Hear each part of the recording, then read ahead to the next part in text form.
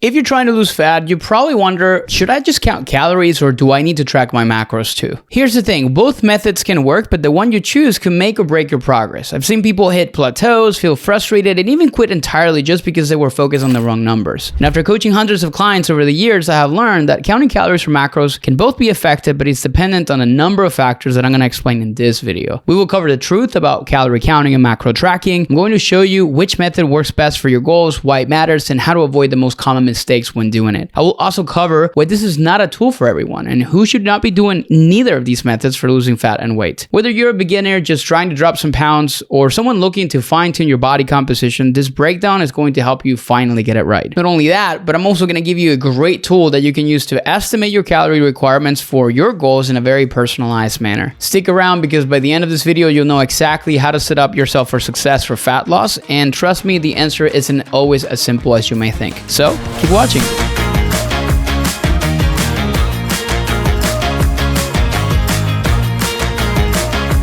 Welcome back to my returning subscribers and hello to my new people. If you don't know who I am, the name is Andres Ayesta. I'm a registered dietitian and fitness coach with over a decade of experience helping people shed fat, build muscle, and feel confident in their bodies. Over the years, I've worked with hundreds of clients, including some pretty high-profile professional athletes, and they've all struggled with figuring out what the right approach is to manage their nutrition, specifically when it comes down to what is the best method to do it. And let me tell you, it's not as straightforward as some people make it seem. In today's video, we're tackling the age-old question, should you be counting calories or should you be tracking macros for fat loss? We will go into the principles of thermodynamics, which I have covered in previous videos, and I'll explain how both methods work, who they're best suited for, and why they may not be the right fit for everyone. We're going to cut through a lot of the noise and get to the facts so that you can make the best decision for your goals. I'm hoping that by the end of this video, you will understand what is the best approach for you and your goals and have a clear understanding of how to implement the right tool. So make sure you hit that like button if this topic resonates with you, and don't forget to subscribe so you don't miss more videos like this one. Now, let's dive in and break it all down. So why does this question, calories or macros, matters so much when it comes down to fat loss? Well, it comes down to the principles of thermodynamics. At its core, weight loss or weight gain, it's about energy balance. The calories you consume versus the calories your body uses or burns. If you eat more calories than your body needs, the excess is stored as fat. If you eat fewer, your body taps into energy stores to make up for the difference, leading to fat loss. It's simple in theory, right? But in practice, it gets much trickier. Let's break it down further. Calories are simply a unit of energy. They come from macronutrients in your food. Proteins, carbohydrates, and fats, but also alcohol contains a specific amount of calories. Each gram of protein or carbohydrates provides 4 calories, while a gram of fat provides 9 calories and alcohol provides 7 calories. These macronutrients not only contribute to your calorie total, but also play unique roles in your body. Protein supports muscle repair and growth, carbs are your body's primary energy source, and fats are essential for hormone production and overall health. Now, if the science is so straightforward, so why do so many people fail when trying to track either calories or macros? Well, here's the thing. Awareness is key, but execution is where most people struggle. Calorie counting can feel overwhelming if you don't know how to portion your foods or if you rely on inaccurate estimates. Macro tracking adds another layer of complexity, requiring you to balance multiple numbers daily, which can feel daunting if you're not really familiar with your nutritional needs. On top of that, there's the psychological side of things. People often fall into the trap of perfectionism, thinking that they need to hit their numbers exactly or that they failed. This leads to burnout, guilt, and ultimately giving up altogether. Add in the fact that most tracking apps rely on generalized formulas that don't account for individual variations like your metabolism, activity levels, and it's no wonder why people get so frustrated. Understanding the fundamentals of calories and macros and the common pitfalls that people face sets the stage for deciding which method is the right one for you. Because when you approach it with the right mindset and the right tools, you're much more likely to see success and get to your goals. So which one should you start with? Well, the reality is that when you count calories, you count macros too. The difference is what you actually pay attention to. So let's start with calorie counting. At its core, calorie counting or tracking, it's about tracking the total energy you consume from food and drinks every single day. So it's only one number. Think of it like a daily currency budget that you've been allotted to, but instead of dollars, your budget is made up of calories. The size of that budget depends on your specific goals. For example, if you're aiming for fat loss, your calorie budget will be set slightly below what your body uses or burns each day, creating a calorie deficit. If you want to maintain your weight, your budget will match your energy expenditure. And for muscle gain, you'll set your budget a slightly higher to provide the extra energy that your body needs to be able to build muscle tissue. Now, the beauty of tracking calories alone is in its simplicity, which makes it an excellent starting point for beginners because you're only tracking one number. number, how many calories you consume. This makes it less overwhelming compared to methods like macro tracking, where you need to balance 3 numbers. I call that macro Tetris. For someone just getting started, focusing on calories allows them to build awareness about portion sizes and the energy content of their favorite foods without diving into the complexities of nutrient breakdowns. It's also a highly flexible approach. You don't need to eliminate any specific foods like pizza, burgers, desserts can all fit into your calorie budget as long as you account for them. Now, this flexibility helps people avoid feeling overly restricted, which is a common reason most diets actually fail. You can enjoy the foods you love while still working towards your goals, but it's not without its challenges. While calorie counting can provide clear structure, many people struggle with the accuracy of their tracking. So I decided to put together 8 common mistakes that most people make. Let's go through them. Number 1 is underestimating calories consumed. One of the most common pitfalls is underestimating how many calories you actually consume. Research shows that people often misjudge their portions or forget to log small bites, snacks, or condiments. I call these BLTs, bites, licks, and taste, not the sandwich. For example, a study published in the New England Journal of Medicine found that individuals underestimated their calorie intake by an average of 20 to 50%. That's insane. That can completely offset a calorie deficit. Imagine you're consuming 2,000 calories. 50% is you may be consuming 3,000 or 1,000. Even nutrition professionals have been shown in research that they can be off in calories by 10 to 20% what they track in. So even knowing this stuff, there's even room for error. And trust me, I have noticed it when I'm personally tracking food. Another mistake is over-reliance on apps and inaccurate databases. Many calorie tracking apps rely on user-generated data, which can be inconsistent or incorrect. For example, a single food item might have multiple conflicting calorie counts in the app. I see you, MyFitnessPal. Now, this accuracy can lead to frustration, especially for beginners who may not know to verify the information. The apps that I have used in the past and I have recommended include Chronometer, Lucid, and again, MyFitnessPal is one of the most common ones, but you have to be careful with their database. You got to remember, this inaccuracy can lead to a bunch of frustration, especially for beginners who may not even know how to verify that information in the first place. Another mistake, difficulty estimating portions. Estimating portion sizes without tools like a food scale can often lead to under or overestimating calories. For example, a spoonful of peanut butter could vary by 100 calories depending on how it's measured. Visual portion cues like, the size of a fist can help, but are far less accurate than weighing your food. But at the same time, that brings another challenge, which is,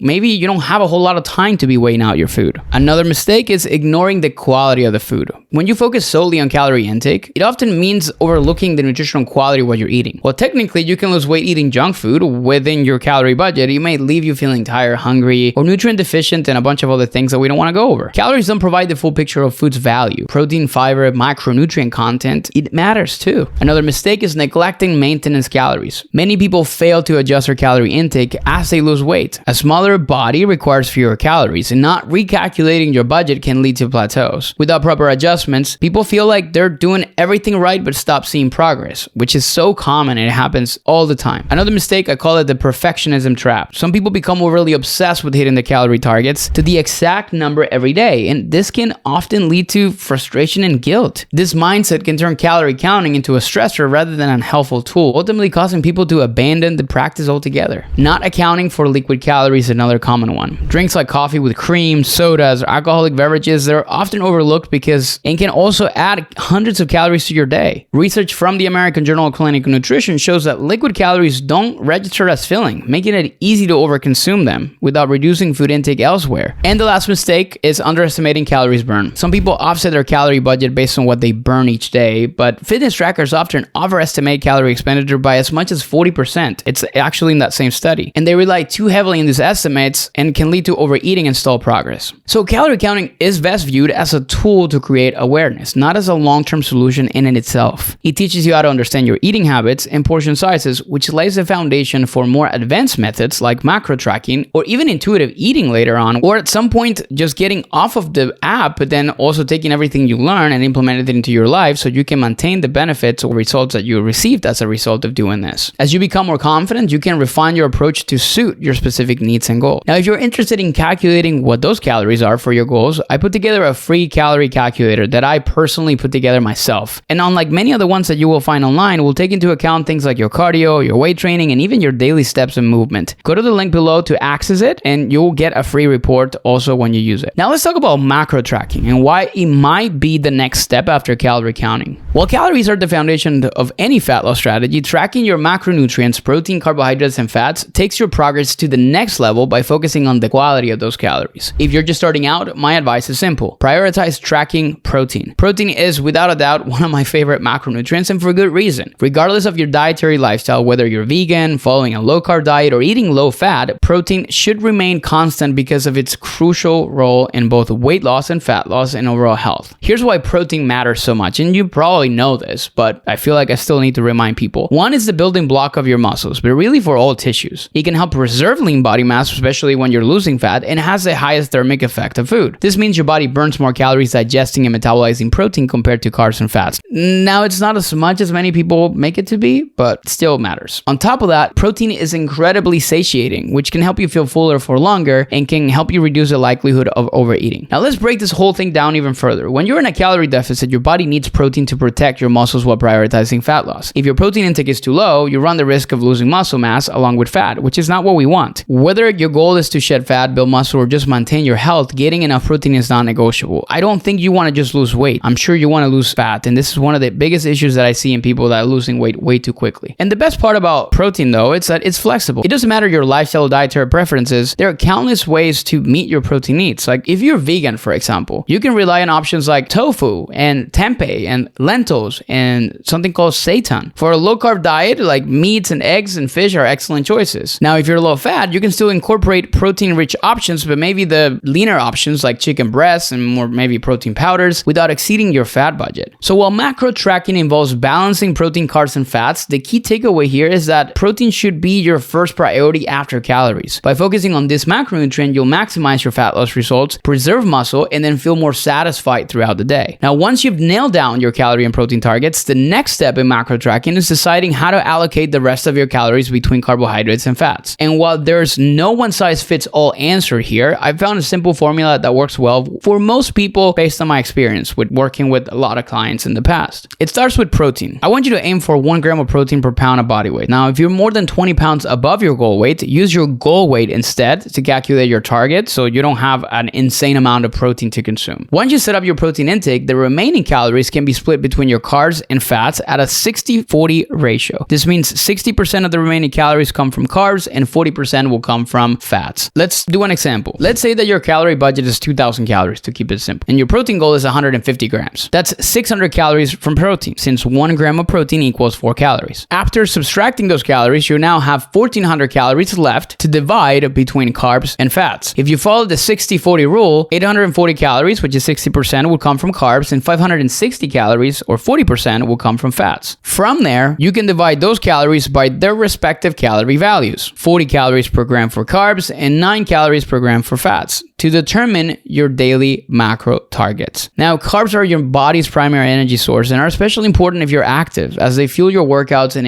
aid in recovery. Fats, on the other hand, are essential for hormone production, brain health, and overall well-being. This balance, I feel like, ensures you're meeting your energy needs while also at the same time optimizing your health. I think also this breakdown is most sustainable for most people, particularly families. I'm a dad that, you have social settings and going out to eat and different things like that, so it's a little bit easier to maintain. If you want to deeper dive into how to calculate your macros step by step, I've made an entire video explaining this process in detail, which I'm going to link in the description box below. It's a great resource to help you set up your macros in a way that works for your specific goals. Now remember, the exact ratio can be adjusted based on your preferences and your lifestyle. Some people feel better slightly on higher carbs, while others thrive on higher fats and low carb. But the 60-40 split is a solid starting point for most people. Now, while tracking macros can be a game changer for your fat loss or muscle building goals, it's not without its challenges. Many of the same mistakes people make when calorie counting, like underestimating portions or forgetting to log meals, also apply to macro tracking. But there are a few additional pitfalls unique to this approach that can really trip people up. Now, let's go over them. Number one is focusing too much on precision. One of the biggest mistakes is obsessing over hitting your macros perfectly every single day. People think that if they don't hit their numbers exactly, they fail, but that's not true. Nutrition isn't about perfection, it's about consistency over time. Missing your protein target by a few grams or going slightly over your carbs isn't really going to derail your progress. Second is overcomplicating the process too much. Some people spend hours planning and adjusting their meals to hit their macros exactly. And while planning is important, overcomplicating can lead to burnout. Instead, focus on simple meals with consistent portions to make the process more manageable. I tell people I have a rule when it comes down to tracking apps and things like that. I don't spend more than 15 to 20 minutes total total throughout the day to put my stuff in. Now, granted, I'm sure at the beginning it may take you longer as you're learning a new skill, but once you get better at it, it should be something super simple. The third mistake is not adjusting for changes in activity or goals. Your macro needs aren't static. I'm going to repeat that. Your macro needs aren't static, which means they change based on your activity levels, your body composition, and your goals. If you increase your workout intensity or transition from fat loss to muscle gain, your macros need to reflect that. Sticking to the same numbers for months without adjustments can honestly lead to plateaus and not great results, which I think is one of the most common mistakes many people make. Number 4 is not learning how to adjust your macros based on your lifestyle. Life happens. Dinners out, vacations, or unexpected events can throw off your macros. Again, I said it. I'm a dad. There's stuff that comes up all the time. Now, some people see this as a failure and give up entirely. The key here is to learn how to adapt and make adjustments, like estimating portions or maybe focusing on protein and calories when tracking every single detail isn't possible. When you start to recognize and you start to address these common mistakes, you can make macro tracking a more sustainable and effective tool for your goals. Because remember, the goal isn't to be perfect in here, but to stay consistent and adaptable and to use this as a tool of learning. Here's the thing. Food tracking, whether it's calories or macros, again, it's just a tool. It's not something you have to do forever, and it's certainly not perfect or doesn't have to be. The numbers are helpful, but they're not the full story. Our bodies aren't machines, and there are always going to be variations in things like your metabolism, food labels, activity levels, your psychology, or your emotions. The real value of tracking lies in what you learn during the process. When you start tracking, you build the awareness of your eating habits, your portion sizes, the nutritional quality of the foods that you're consuming. And this knowledge, which is powerful, allows you to make informed decisions even when you're no longer tracking every meal. The ultimate goal isn't to live your life glued to an app, but to use this period of tracking as a learning experience. And as you gain confidence and develop better understanding on your body's needs, you naturally become more intuitive with your eating habits. For most of our clients, the journey begins with tracking. They quickly become experts in understanding their portions and how different foods fit into their goals through a little bit of accountability too. And over time, this awareness frees them from making food choices without second guessing or with guilt. Eventually, they stop tracking altogether while maintaining the results because they built the habits and confidence to succeed on their own without those things. Also knowing that they can always go back to it as a tool they can use in the future when their goals change. Now, I'm going to finish up today's video talking about who should steer clear of calorie and macro tracking or macro counting. I mentioned this can be a very powerful tool for awareness and progress, but it's not for everyone. Now, if you fall into any of these categories, it's best to take a different approach. Number 1 is anyone with a history of eating disorders or disorder eating tendencies, because tracking can become very triggering. Especially, it can become very obsessive without proper guidance, potentially reinforcing harmful behaviors. If this resonates with you, I would highly suggest you seek support from a qualified professional in eating disorders before considering calorie counting. Second is women who are pregnant. Now, while balanced nutrition is crucial during pregnancy, fixating on numbers can interfere with your body's natural ability to regulate hunger and nutrient needs. Your body knows what it needs, so listen to it. Instead of tracking, focus on nutrient-dense foods and mindful eating. If tracking isn't for you, remember, sustainable fat loss, it's about habits, not just numbers. It still applies that you have to prioritize whole foods, portion awareness, and consistency, and that alone can yield to incredible results without the need for meticulous tracking. Now, if you're ready to take the next step in your journey, I've got 2 resources to help. First, you can use our free calorie calculator to estimate your energy requirements based on your goals. It's very simple and it's a personalized tool to help you get started. It will ask you questions about your steps, your weight training, your cardio, a bunch of different things. And then you get a free report as a result of that. The second thing I can offer you is a free assessment. This is a call with me or a member of our coaching team. Now, what this does is during our call, we'll help you determine the right balance of macros for your specific goals, answer your questions, and explore whether maybe coaching might be the best way to get you where do you want to be. Our coaching process is designed to guide men through tracking their health bent like you, maybe master portions and eventually give them a freedom to eat intuitively or mindfully while maintaining their results. Check the links in the description below to get started. And again, I'm going to repeat this ad nauseum. This is about progress, not perfection. Tracking is a tool to empower you, not define you. But that is all I have for you guys today. Thank you so much for watching. Now, if you found this video helpful, please give it a like, just a little thumbs up, and share your thoughts in the comments below. And if you have questions, I typically respond to all my subscribers or anybody that comments on my videos, so feel free to drop anything below. And don't forget to subscribe and hit the notification bell so you don't miss future videos packed with actionable nutrition tips like this one. Until next time, take care and keep moving forward.